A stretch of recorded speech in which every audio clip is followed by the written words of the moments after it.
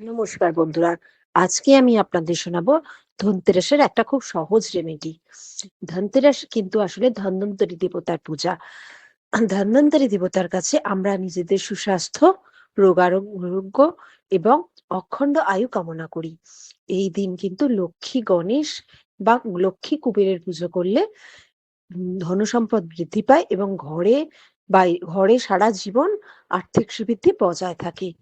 তো আজকের ধনতেরাসের রেমেডিটা একটু অন্যরকম রেমেডি এবং এর সাথে আছে মা লক্ষ্মীর একটি খুব শক্তিশালী তান্ত্রিক মন্ত্র, যেটা করলে কিন্তু আপনার বাড়িতে ধন শ্রীবৃদ্ধি ঘটবেই ঘটবে এবং কোনোদিনও টাকা পয়সার খুব একটা অভাব বা আর্থিক সংকটে আপনাকে পড়তে হবে না। তো শুরু করা যাক রেমেডিটা।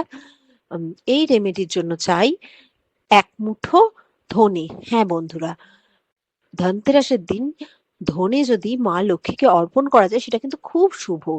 তো এই এক মুঠো ধনে, 16টা গোটা গাঁট হলুদ, 16টা পদ্মের বীজ, একটুখানি সন্দক লবণ, একটুখানি রক সল্ট মানে পাথর থেকে যে রক সল্ট পাওয়া যায় সেই রক সল্ট।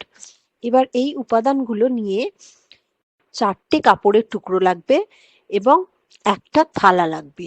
সুন্দর পূজার থালাতে 2টো বর্গাকারে কাটা লাল কাপড়, একটা বর্গাকারে কাটা হলুদ কাপড়, একটা বর্গাকারে কাটা সাদা কাপড়।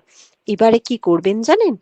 লাল 2টো কাপড়ে একটাতে রাখবেন ধনে, একটাতে রাখবেন পদ্মের বীজ, আর হলুদ কাপড়টায় রাখবেন হলুদের গাঁটগুলো, আর সাদা কাপড়টায় রাখবে রক সল্ট বা সন্দক লবণ। এবার ওই কাপড়গুলো পুটুলির আকারে বেঁধে দেবেন এবং থালার মধ্যে কিছুটা আতপ চাল আর কিছুটা কুচো ফুল সাজিয়ে দেবেন। একটু আতরও দিয়ে দিতে পারেন সুগন্ধের জন্য, বা পারফিউম দিলেও খুব ভালো লাগবে। এবার পুরো থালাটা নিবেদন করবেন মা লক্ষ্মী গণেশের চরণে।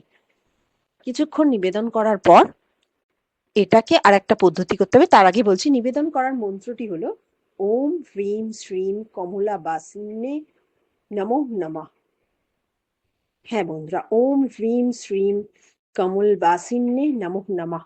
ওম হ্রিম শ্রীম কমল বাসিন্নে নমঃ নমঃ। এই মন্ত্রটি কিন্তু খুব পাওয়ারফুল তান্ত্রিক মন্ত্র লক্ষ্মী দেবীর, এবং এটাকে যদি 16 বার আপনি মন ভক্তি সহকারে মা লক্ষ্মীর কাছে নিজের মনস্কামনা জানিয়ে পড়তে পারেন, তাহলে কিন্তু আপনার আর্থিক শ্রীবৃদ্ধি অনিবার্য। এবার যে পুঁটুলিগুলো মা লক্ষ্মীর পায়ে অর্পণ করলেন থালা সমেত, সেই পুঁটুলিগুলো নিয়ে একটা এয়ারটাইট কাঁচের কন্টেনারে রেখে দেবেন।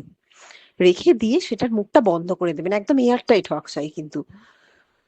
সেইটা বন্ধ করে এটা পুজো স্থানে রেখে দিন। সারা বছর থাকবে, পরের বছর ধনতেরাস অব্দি, এবং আপনার আর্থিক শ্রীবৃদ্ধি কিন্তু এতে ঘটবেই ঘটবে। তো একবার চেষ্টা করে দেখুন এবং শুদ্ধ মনে মা লক্ষ্মীকে নিজের মনের কথা জানান। ভালো থাকবেন বন্ধুরা।